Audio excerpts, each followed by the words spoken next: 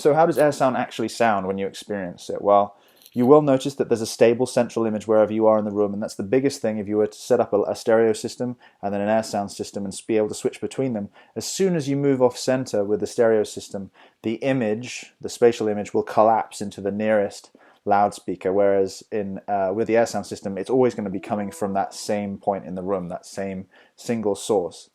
It also provides you a very stable center image in terms of the clarity that it's able to reproduce for the spoken word, for anything that is supposed to be panned in the middle. I mentioned in the last episode about how, because stereo is a combination of two speakers reproducing a phantom or a virtual image in between, and the fact that we've also got two ears means that you often lose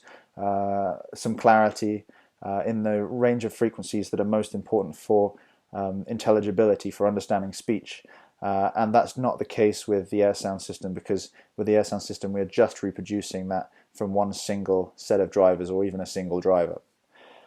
So as I mentioned, the spatial imaging is reproduced by the side drivers, and this does actually provide a larger degree of ambience and envelopment and what's essentially stereo imaging than you would even get from a stereo image. We undertook some studies at the University of Surrey a number of years ago now, and we compared the optimum stereo setup to the arguably optimum air sound setup, and we found that repeatedly and consistently people rated the envelopment and the spatial experience as higher and more enveloping with the air sound system. Now, because you can experience the stable image wherever you are in the room, you can say that there's no sweet spot. And sweet spot is actually a term that is used quite often,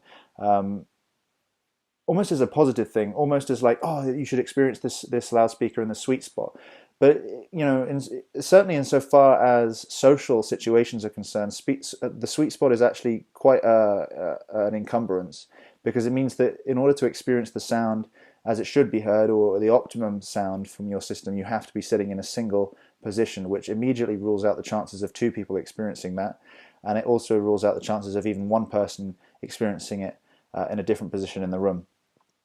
Now, you get good all-round dispersion from the air sound system because you've got loudspeakers pointing in three directions. It means that you're actually using the room, and you're not necessarily afraid of the effect that the room might have on the loudspeaker's performance, or even the effect that your room might have on the spatial positioning that your loudspeaker is able to reproduce.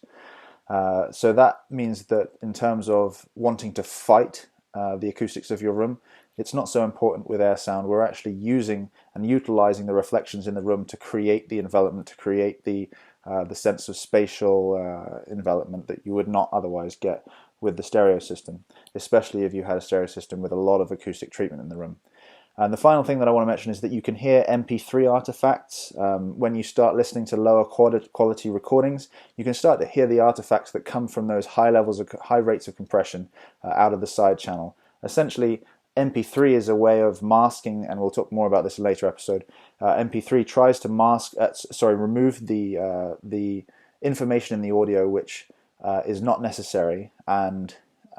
would otherwise be masked by other more important sounds. But if you're actually splitting the sound up into the differences between the left and right channels, and you're just listening to the side channel, especially if you're close to the loudspeaker, or at least closer to the side speaker than you are to the middle, you may start to hear and experience the quality deficit associated with higher compression codecs. And that could arguably be a good thing. It means that you're always going to appreciate the full quality of your audio, and you're going to be able to hear when it's not going so well.